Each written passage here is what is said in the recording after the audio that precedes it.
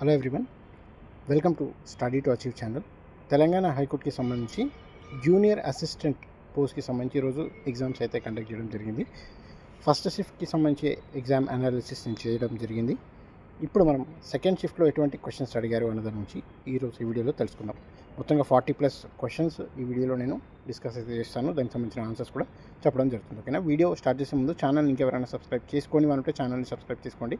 పక్కనే ఉన్న బెల్ ఐకాన్ని కూడా క్లిక్ చేయండి, సో దట్ మేము పెట్టే ప్రతి వీడియో నోటిఫికేషన్ మీ వరకు వస్తుంది.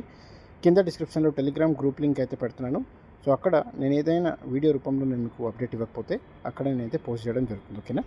ఇప్పుడు వీడియో స్టార్ట్ చేద్దాం. సో ఇక్కడ చూడొచ్చు, మనకు వన్ ఆఫ్ ది యాస్పిరెంట్ ఎవరైతే ఉన్నారో మనకు క్వశ్చన్స్ అయితే పంపడం జరిగింది. సో సత్రియ డ్యాన్స్కి సంబంధించి క్వశ్చన్ రావడం జరిగింది. అస్సాంకి సంబంధించిన డ్యాన్స్ ఫామ్ అస్సాం స్టేట్. ఓకేనా? సెకండ్ క్వశ్చన్, మొదటి ఉర్దూ విశ్వవిద్యాలయం ఏది? సో ఈ విధంగా క్వశ్చన్ అయితే రావడం జరిగిందంట. Maulana Azad national Urdu university. ఓకేనా? 1948లో గ్లోబల్ ఎన్విరాన్మెంట్ ఏజెన్సీ ఏ సంస్థ ఏర్పడింది? సో ఈ విధంగా క్వశ్చన్ అయితే రావడం జరిగింది. IUCN. ఓకేనా? International union for conservation of nature. మొదటి అసఫ్జైల్ రాజధాని ఏది అని క్వశ్చన్ రావడం జరిగిందంట. ఔరంగాబాద్. ఆంధ్రప్రదేశ్ రీఆర్గనైజేషన్ చట్టంకి సంబంధించి క్వశ్చన్ అయితే రావడం జరిగింది. సో అవి ఆప్షన్లో మనకు ఏవైతే ఇచ్చారో దాన్ని బట్టి ఆన్సర్ అయితే పెట్టాల్సి ఉంటుంది. ఓకేనా? And central water research centre ఎక్కడుంది అని ఈ విధంగా క్వశ్చన్ అయితే రావడం జరిగింది. సో న్యూఢిల్లీ. భారతదేశ భూగోళ వైశాల్యం ఎంత? సో ఈ విధంగా క్వశ్చన్ అయితే రావడం జరిగింది. బౌండరీకి సంబంధించి, ఇండియా బౌండరీకి సంబంధించి 3.28 స్క్వేర్ కిలోమీటర్స్. బారన్ ఐలాండ్స్ ఎక్కడుంది? మనకు అండమాన్ నికోబార్లో ఉంది. ఓకేనా? శ్రీశైలం విజయ స్తంభం నాటికి కాకతీయ చక్రవర్తి ఎవరు? సో ఈ విధంగా క్వశ్చన్ రావడం జరిగింది. రుద్రదేవుడు, ప్రతాపరుద్రుడు. ఓకేనా? అండ్ అసఫ్జాయి అసలు పేరేంటి? సో ఈ విధంగా క్వశ్చన్ రావడం జరిగింది. నిజాం. ఓకేనా?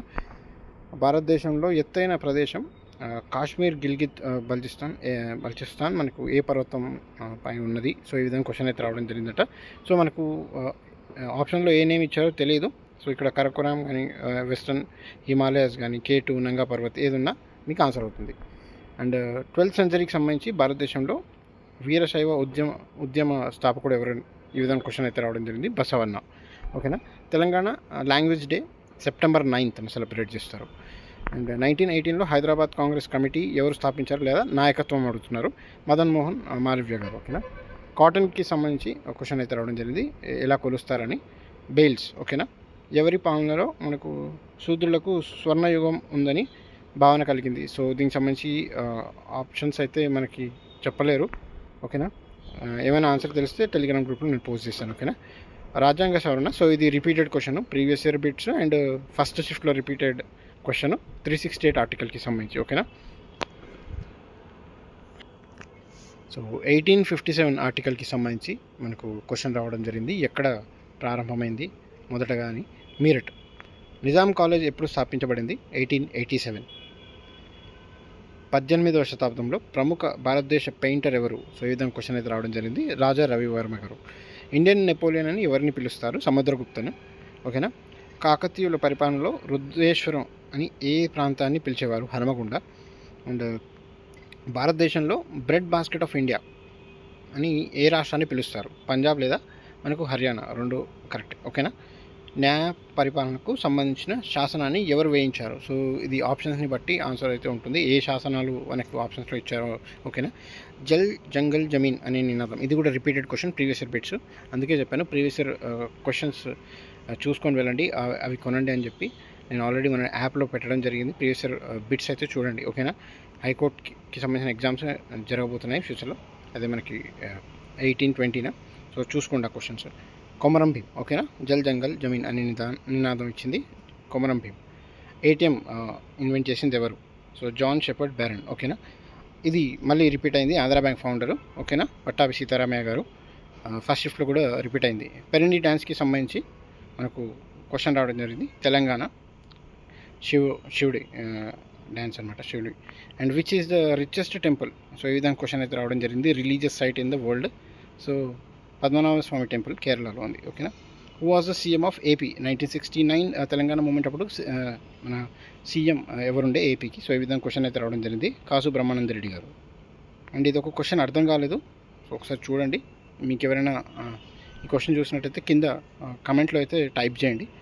అర్థశాస్త్రం రచయిత కౌటిల్య, ఓకేనా. And Indian state shares its boundary with Nepal, so Uttar Pradesh అంటే ఆన్సర్.